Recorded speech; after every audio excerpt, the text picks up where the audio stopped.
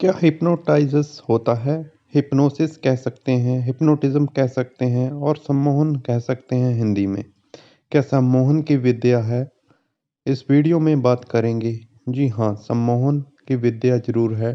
किसी को हम हिप्नोटिज़्म कर सकते हैं।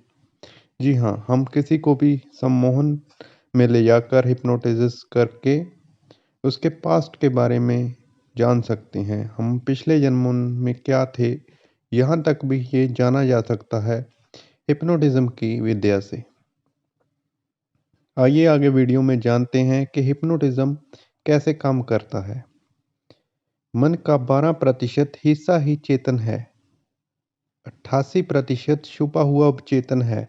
आपने सुना होगा कि दो तरह का मन होता है, चेतन और अवचेतन मन, कॉन्शियस माइंड और सबकॉन्शियस माइंड। और जिंदगी अवचेतन मन के द्वारा ज़्यादा संचालित होती है बजाय चेतन मन के। जिंदगी को सबकॉन्शियस माइंड ही चलाता है। चेतन मन की शक्ति सीमित है, लेकिन अवचेतन मन के पास बहुत ज़्यादा शक्ति है। अवचेतन लगभग 7-8 गुना अधिक बलशाली है। इन दोनों में जब भी संघर्ष होगा, हमेशा अवचेतन ही जीतेगा। यानी कि सबकॉन्शियस माइंड बहुत ही ज़्यादा पावरफुल है, इसे हराया नहीं जा सकता कॉन्शियस माइंड के द्वारा। सम्मोहन विद्या इसी अवचेतन मन पर काम करती है। ओशो कहते हैं कि आदमी के भीतर बीज रूप है, उसकी संकल्प शक्ति, विल पावर, वह जैसी भावना करे, जैसी धारणा धारे, यह पूरा जगत संपूर्ण अस्तित्व उसमें मदद करता है। हम जो होना चाहते हैं अंत वही हो जाते हैं। हमारे प्राणों की गहन विपसा और हमारी इच्छा शक्ति ही हमारे जीवन की निर्मिति है।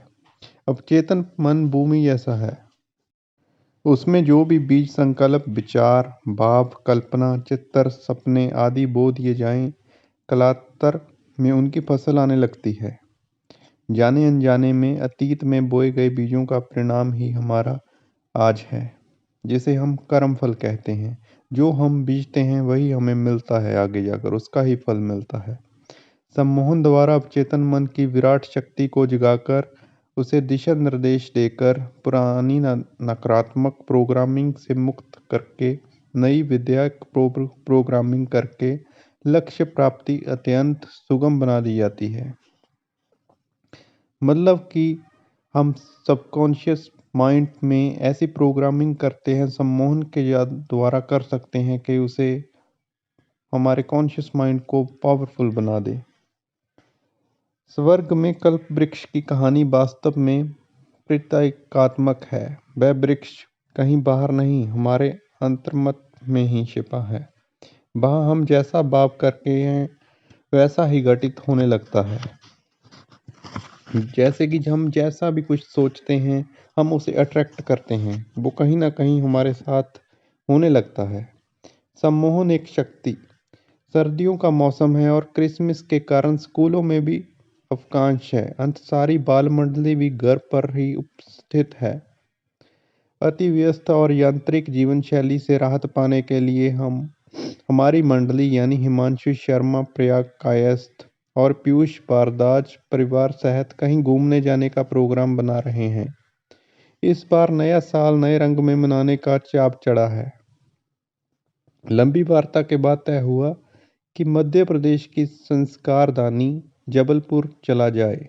जबलपुर का नाम सुनकर मैं और मेरे पति शीतल प्रकाश की भी उनके आग्रह पर चलने के लिए तैयार हो गई। वैसे हमारे लिए खास बात यह थी कि वह स्थान हमारे सदगुरु ओशो की कर्मस्थली है। बच्चों से लेकर बड़ों तक सभी उत्साहित थे। सारी तैयारी के साथ जाने का दिन भी आ गया और हम सब एक सुहाने सफर के बाद अंत अपने लक्ष्य पर पहुंच ही गए। शाम हो चुकी थी, सफर भी थकान थकान भरा था। सबने सोचा आज आराम किया जाए और कल सुबह घूमने के लिए निकला जाए। होटल के कमरे में गर्मा गर्म चाय की चुस्कियों के साथ साथ मित्र टीवी देखने का मजा ले रहे थे।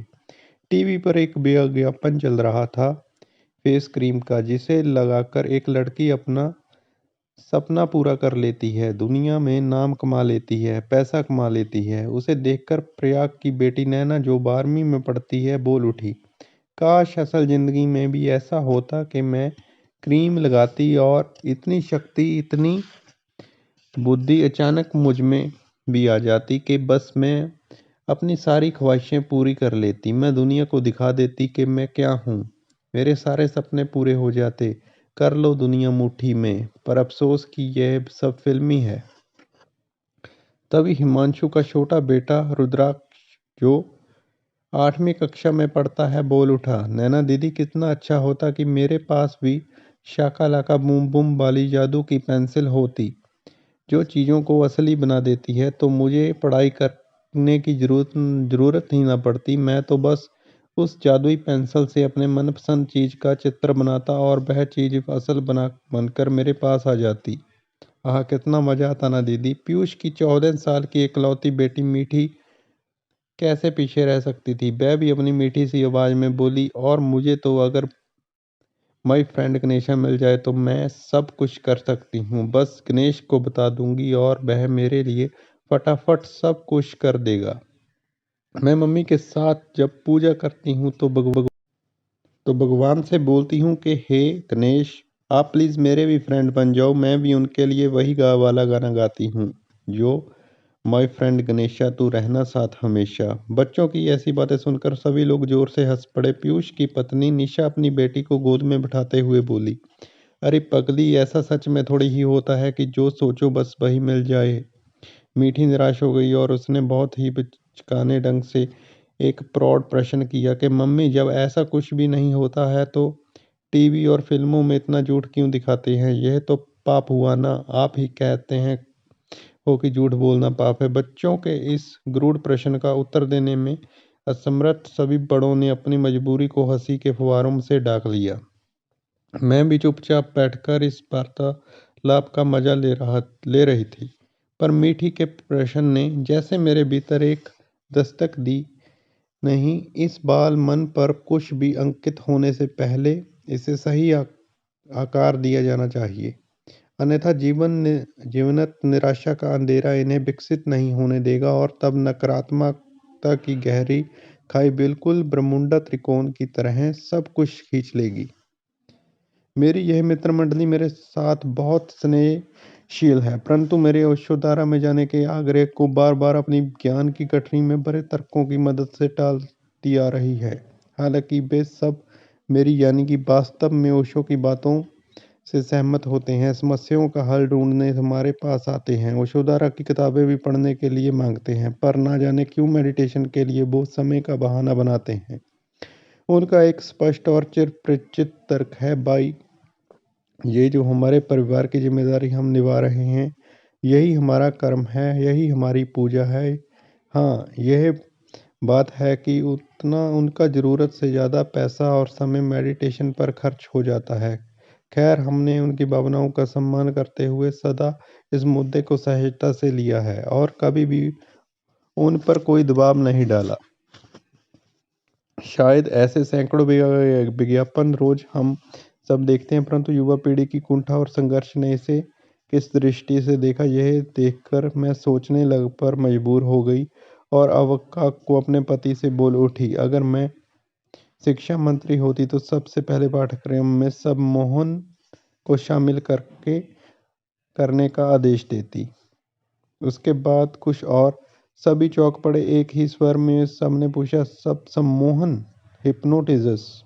हिप्नोटिज्म कह सकते हैं, ये क्या होता है? सम्मोहन के बारे में तो आप सबने सुना होगा। सम्मोहन की प्रक्रिया जादुई ढंग से काम करती है। इसे मनोवैज्ञानिक अपने ढंग के समय समझाते हैं इसे मनोवैज्ञानिक अपने ढंग से समझाते हैं, पर हम आम लोगों के लिए यही बहुत महत्वपूर्ण है कि हम इस विद्या का सही उपयोग करके अपने जीवन को स्वास्थ्य, सौंदर्य, आत्मविश्वास, कला, सृजनात्मकता, प्रतिभा, साहस, सद्भावना, स्पंदता और आंतरिक शांति की दिशा में मोड़ सकें। इसीलिए इस विद्या का सही उपयोग हमने सीखा है। वसुधारा के त्रिदिवसीय प्रोग्राम सम्मोहन प्रज्ञा में मैंने उत्तर दिया, अरे बाप रे! सम्मोहन, हाँ, मैंने सुना है इसके बारे में। इसका मतलब होता है किसी को अपने वश में कर लेना। एक बार हमारे मोहल्ले में किसी महिला को सम्मोहन करके 2 लोगों ने उसके सारे गहने चुरा लिए थे। हिमांशु की पत्नी हिमानी हम शर्मा एक ही साँस में बोल गई। ऐसे में निशा भला कैसे पीछे रह सकती थी, वह भी सुर में। अगर आपको इस वीडियो का दूसरा पार्ट चाहिए स्टोरी का, तो वो भी हम आपके लिए बना देंगे। उसके लिए आप कमेंट कर दीजिएगा अगर आपको चाहिए। अगर ज़्यादातर कमेंट कहते हैं कि इस स्टोरी का अगला पार्ट बनना चाहिए, तो ज़रूर हम ये स्टोरी आपके लिए दोबारा लेकर आएंगे। तो चलिए चलते हैं, नई वीडियो के साथ लौटेंगे, तो चैनल को ज़रूर सब्सक्राइब कर लेना।